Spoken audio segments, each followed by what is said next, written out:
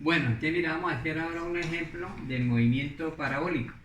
Entonces, dentro de la parte que tenemos en la guía tenemos el ejemplo, en el caso del el ejercicio número 2, que tenemos que un pateador de fútbol americano debe patear un balón desde un punto a 36 metros de la zona de gol y la bola debe pasar los postes que están a 3.05 metros de altura. Cuando se patea el balón, este abandona el suelo con una velocidad de 20 metros por segundo y un ángulo de 53 grados respecto a la horizontal. Entonces nos piden hallar por cuánta distancia el balón pasa o no los postes, y B, el balón se aproxima mientras va subiendo o cuando va bajando. Quiere decir que vamos a determinar si pasó o si pasó los postes, los pasó cuando iba subiendo o cuando iba bajando. Entonces vamos a manejar primero los datos que tenemos de aquí. Entonces, dentro de los datos tenemos nuestra distancia horizontal, que es de 36 metros, una altura que tienen, pero son los postas,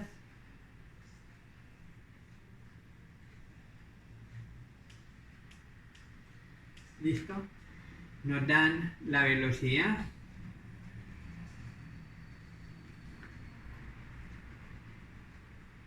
y el otro ángulo que tenemos es el ángulo de inclinación o lanzamiento, que es de 53 grados, y nos piden hallar por cuánta distancia pasa el balón o no los postes, es decir, necesitamos hallar una distancia vertical. Entonces mira, vamos a continuar con el ejemplo que teníamos de nuestro movimiento parabólico, y ahí tenemos lo que decíamos nosotros de hacer una representación gráfica, una figura o un matachito. Entonces aquí suponemos a nuestro pateador, el ángulo es de 53, la velocidad inicial es de 20 metros por segundo. Esta es nuestra distancia horizontal que hay hacia los postes, que la definimos en 36 metros, y vamos a determinar si cuando se patea el balón pasa o no pasa los postes, que tienen 3.5 metros de altura. Entonces, dentro de los datos que tenemos, X es nuestra distancia horizontal, nuestra velocidad inicial y nuestro ángulo. Esto lo vamos a tomar como referencia, que es la altura de los postes, para saber si pasa cuando hallemos el valor de Y. Entonces, lo primero que necesitamos hallar dentro de la parte de las ecuaciones que vamos a manejar, tendríamos primera ecuación, que es la de la distancia horizontal. ¿Listo? De esa distancia horizontal vamos a despejar el tiempo, es decir, nos quedaría X igual a B sub 0 coseno del ángulo por T. Si reemplazamos nuestros valores, la distancia es 36 metros, la velocidad era de 20 metros por segundo, por el coseno de 53. Y aquí tendríamos que el tiempo nos da. Listo, entonces mira, al aplicar la primera fórmula de la distancia horizontal, nos da el tiempo de 2,99. Lo que necesitamos que hallar es Y, entonces empleamos nuestra ecuación de la distancia vertical, que es igual a B sub 0 seno del ángulo por el tiempo que acabamos de hallar, por 1/2 de la gravedad por el tiempo al cuadrado. Reemplazamos y hallamos esa altura,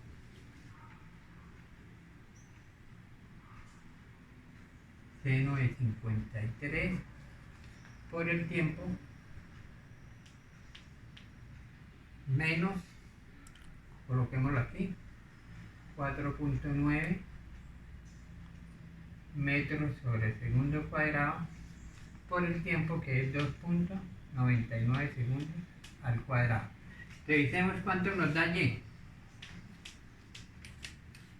Entonces mire, si empleamos nuestra fórmula de la distancia vertical a partir de los datos que tenemos, es decir, de nuestro tiempo y el valor de la velocidad, la primera parte nos daría 47.76 aproximado, y lo mismo menos 43.8. Si hacemos la resta nos daría 3.95, es la altura por la cual pasa el balón. Quiere decir que si para determinar por cuánto pasa esa distancia, sería la distancia, sería la altura que lleva el balón menos la altura de los postes, nos daría igual a 0.90 metros, equivalentes a 90 centímetros. Entonces el balón pasa los postes por una distancia de 90 centímetros. Ahora vamos a ver si va subiendo o va bajando. Listo, entonces ya teníamos el que sí sobrepasa los postes y los pasa por 0.90 metros. Para saber si el balón va subiendo o va bajando, simplemente empleamos la ecuación de la velocidad vertical, que es v sub 0 seno del ángulo por t.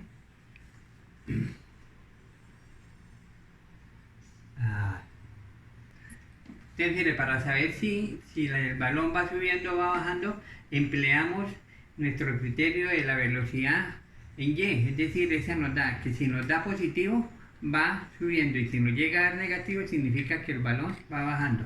Si reemplazamos los datos, la velocidad inicial era de 20 metros por segundo, el seno era de 53 menos 9.8 metros por segundo cuadrado, el tiempo 2.99 segundos, es decir, que el valor de y es igual.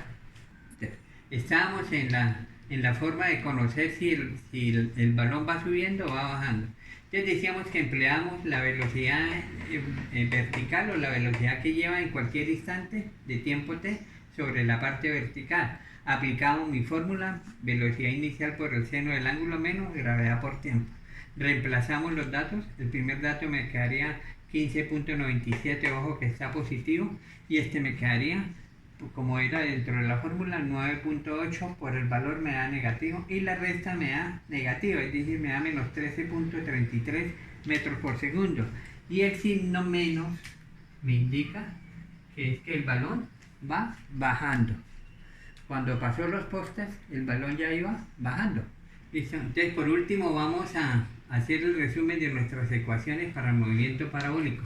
Decíamos que es un movimiento en dos dimensiones, entonces tiene ecuaciones en el eje X y en el eje Y. ¿Cuáles ecuaciones manejamos en el eje X? Velocidad inicial en X igual a la velocidad inicial que posee el objeto por el coseno del ángulo, que es la misma velocidad en su trayectoria porque es constante. Cuando hablamos de la distancia horizontal que maneja este movimiento parabólico, va a ser siempre igual a v sub 0 coseno del ángulo por t. Recuerden que v sub 0 es la velocidad inicial. Y para el eje Y, el componente de la velocidad inicial en Y es igual a la velocidad inicial por el seno del ángulo que forma la inclinación o lanzamiento. Y la velocidad en cualquier instante de tiempo, es decir, en función del tiempo, es velocidad inicial por el seno del ángulo menos gravedad por tiempo. Y la distancia vertical, así como la llamamos en el ejemplo anterior, es v sub 0 seno del ángulo por tiempo menos un medio de la gravedad por el tiempo al cuadrado, y ese siempre será nuestra distancia vertical. Estas son las ecuaciones que manejamos para el movimiento parabólico.